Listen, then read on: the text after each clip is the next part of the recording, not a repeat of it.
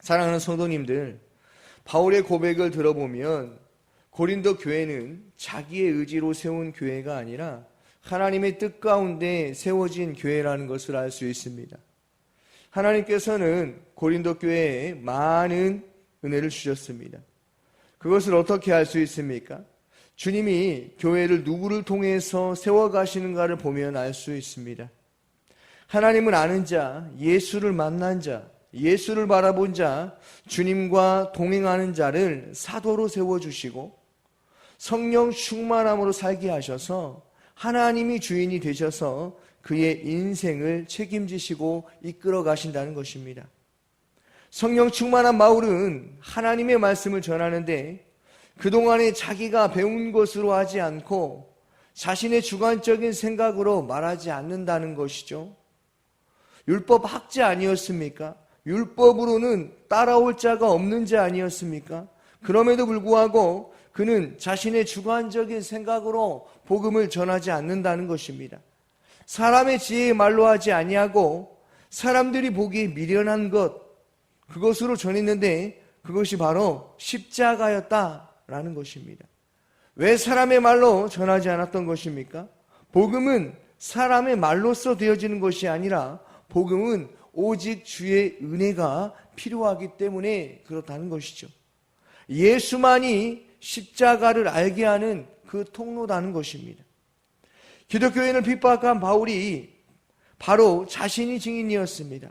잘못된 열심을 가지고 기독교인을 핍박하고 때리고 감옥을 가두는, 죽이는 것이 진리인 줄 알고 살았는데 그 배운 것이 모든 것이었것임을 알았기 때문에 그렇다는 것이죠. 그래서 그는 작정합니다. 복음의 능력은 사람의 말에 있지 않다. 오직 하나님께 있다. 그래서 성령 충만함에 힘입어 바울은 하나님의 지혜로 십자가만 전하게 된 것이죠. 무슨 말입니까? 하나님의 택함을 받은 자들을 통하여서 하나님은 주님이 주인 되시는 교회를 세워 가신다는 것이죠. 그 말씀을 들은 자는 아무나 세워주시는 것이 아닙니다. 하나님의 예정 가운데 택함받은 하나님의 자녀라는 것이죠. 그러므로 예수를 아버지라고 부르는 모든 믿는 자들에게 하나님의 아들을 믿는 은혜를 허락하여 주셨다는 것입니다. 하나님은 그 병들었던 영혼, 죄로 인해 얼룩졌던 그 영혼을, 죽은 자를 살리셔서 어떻습니까? 그를 구원하여 주셨다는 것이죠. 그뿐만이 아닙니다. 고린도 교회 성도들에게 하나님께서 은사를 허락하여 주셨다는 것이죠. 그런데 그들이 어떠했다고 성경이 말하고 있냐면 오늘 말씀 18절 19절 말씀입니다. 같이 함께 읽어보겠습니다. 어떤 이들은 내가 너희에게 나아가지 아니할 것 같이 스스로 교만하여졌으나 주께서 허락하시면 내가 너희에게 속히 나아가서 교만한 자들의 말이 아니라 오직 그 능력을 알아보겠으니. 아멘. 그들에게 걸림돌이 있었습니다. 그것은 교만이었습니다. 교만이 앞서가니까 어떻습니까? 하나님이 주신 것을 자기의 노력과 실력으로 되어진 줄 알고 은사가 뛰어나면 뛰어날수록 자기 자신을 드러내고 자랑거리로 삼고 경쟁을 했다는 것이죠. 로마서 12장 6절 8절의 은사가 이렇습니다. 우리에게 주신 은혜대로 받은 은사가 각각 다르니 혹 예언이면 믿음의 분수대로, 혹 섬기는 일이면 섬기는 일로, 혹 가르치는 자면 가르치는 일로, 혹 위로하는 자면 위로하는 일로, 구제하는 자는 성실함으로, 다스리는 자는 부지런함으로, 긍휼을 베푸는 자는 즐거움으로 할 것이니라. 아멘. 어떻게 하라고요? 즐거움으로 하라는 것이죠. 하나님께 받은 은혜를 즐거움으로 하라는 것입니다. 오늘날 교회에 보면 은사를 받은 사람들이 너무나 많지요. 그런데 어느 순간에 보면 봉사를 하다가도 헌신을 하다가도 내려놓는 경우가 있죠. 그것이 왜 그렇다고 하는 것입니까? 즐거움으로 하지 못하고 자기의 열심과 자신의 실력으로 되어진 줄 알고 그렇게 살아갔다는 것입니다. 사랑하는 성도님들, 그렇다면 하나님께서 은사를 왜 주신 것입니까? 교회 안에서도 은사를 가진 자들이 많지요. 악기를 잘 치는 사람들이 있죠. 잘 가르치는 사람들이 있죠. 방언을 통변하는 통변의 은사도 있죠. 예언의 은사도 있죠. 병고침의 은사도 있죠. 은사를 주신 것은 교회를 세워가는데 덕이 되는 곳에 사용하라는 것이죠. 은사는 하나님이 주신 것임을 알고 살아가라는 것이죠. 내 실력이 뛰어나서 그런 게 아니라는 것을 알고 오직 하나님께 영광 돌리는 데 쓰여야만 했던 것이죠. 그런데 그들이 교만하니까 어떻습니까? 은사를 받은 것을 자기들의 능력으로 생각했다는 것이죠. 저마다 은사를 구하고 성도들끼리 사이에서도 은사를 받은 사람은 어떻습니까? 믿음이 좋은 사람이라고 생각한 것입니다. 그러니까 그것이 은사가 계급이 되어버린 것입니다. 한마디로 은사를 주신 목적을 그들은 잊어버린 것입니다. 왜 그런 것입니까? 그들은 교만한 것이죠. 잠언 16장 18절 말씀입니다. 교만은 패망의 선봉이요 거만한 마음은 넘어짐의 앞잡이니라. 아멘. 그들이 교만하게 된 이유가 또 있습니다. 그것은 언변이 좋은 사람들 중심으로 사람들이 몰려다녔습니다. 마치 이런 것이죠. 오늘은 아볼로 목사님의 설교를 들으러 가야지. 순수하게 간 것이 아니라 그 이면을 들여다보면 자기가 듣기 편하고 자기 기분에 맞게 듣기 좋은 설교를 더 좋아했던 것입니다. 그러니까 하나님 중심적으로 하나님의 말씀을 들은 것이 아니라 자기의 듣기에 좋은 대로, 자기의 소견에 옳은 대로 자기 중심적인 신앙생활을 한 것이죠. 말씀을 평가하고 판단한 것입니다. 내가 생각하기에는 아닌 것 같은데, 내가 생각하기에는 그렇게 설교하면 안 되는 것 같은데라고 자기 자신들의 평가하고 판단한 것이죠.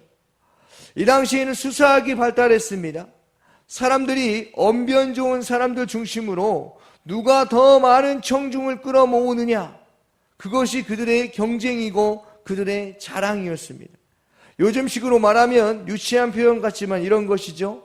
어느 목사님 설교가 더 훌륭하냐, 어느 목사님 설교가 더 들을 만한가, 또 어느 교회가 더 크냐, 어느 교회가 사람이 더 많은가 라는 것을 바라보며 그들은 신앙생활을 한 것입니다. 이렇게 사람을 중심으로 누가 더 많은 청중을 확보하고 누가 더 많은 청중을 끌어모으는가, 그것이 유행이었다는 것이죠. 여기서 우리가 알 수 있는 것이 있습니다. 복음이 점점 사라져가고 있는 것이죠. 논리적인 것이 더 중요하게 생각했다라는 것입니다.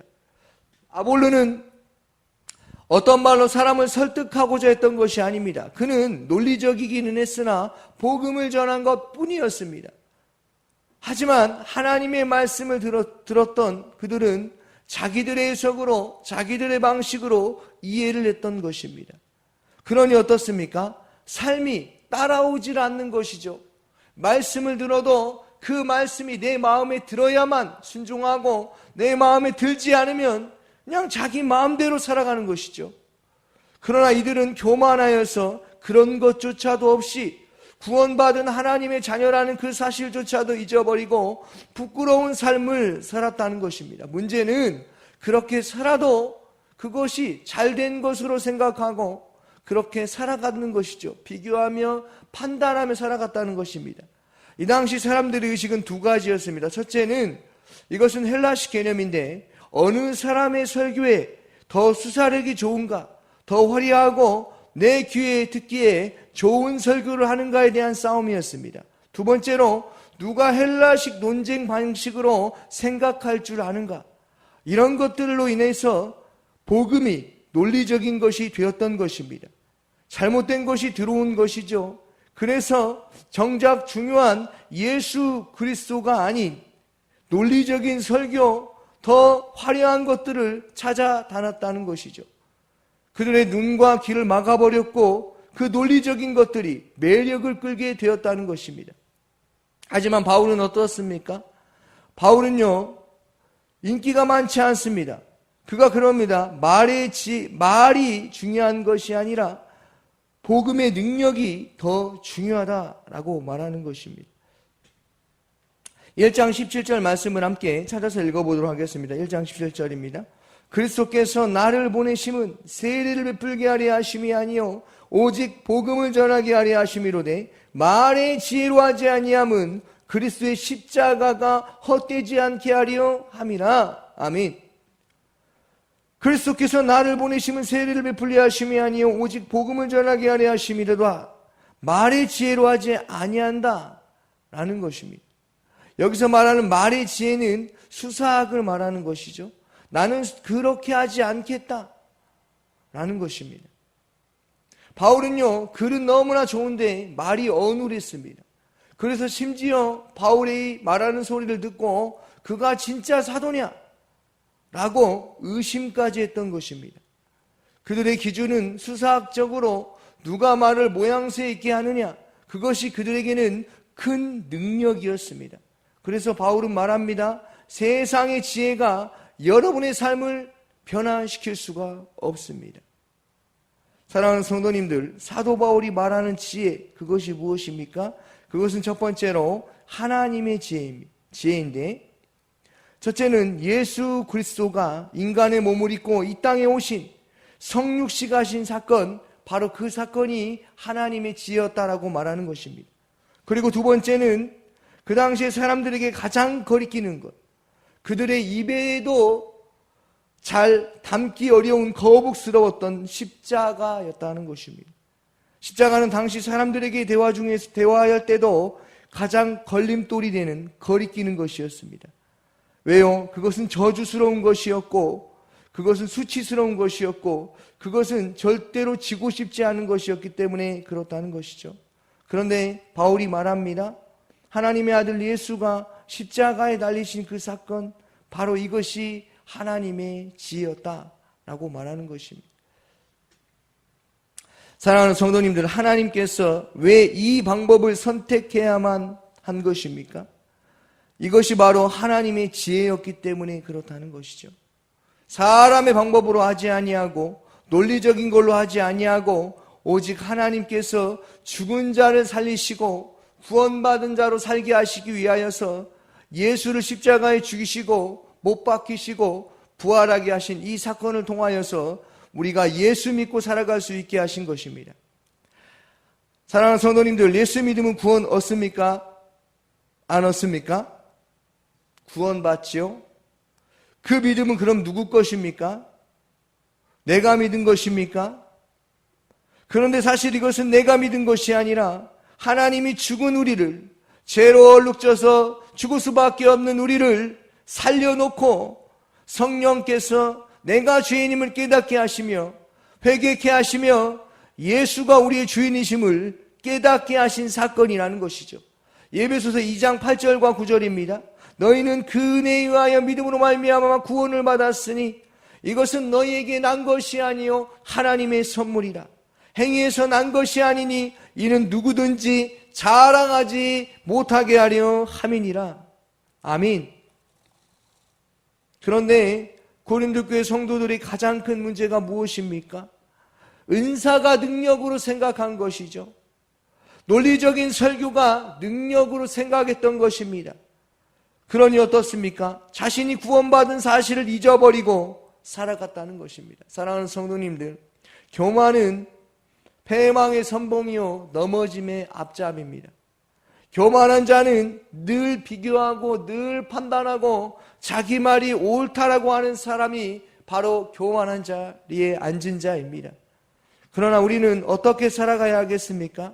우리의 인생은 예수 그리스도의 죽으심과 부활하심과 이 십자가의 사랑을 빼고는 설명이 안 되는 인생이라는 사실을 기억하시기를 소망합니다.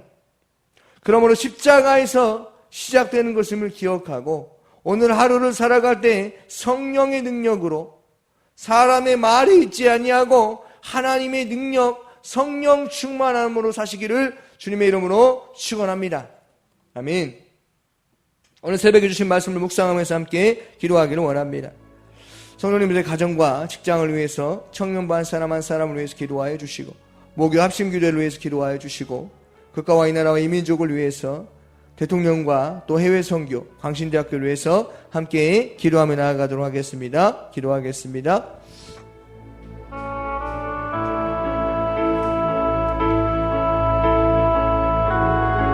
사랑이 많으신 아버지 하나님, 우리에게 하나님 아버지 걸림돌이 되는 것들이 있습니다. 경쟁거리가 있습니다.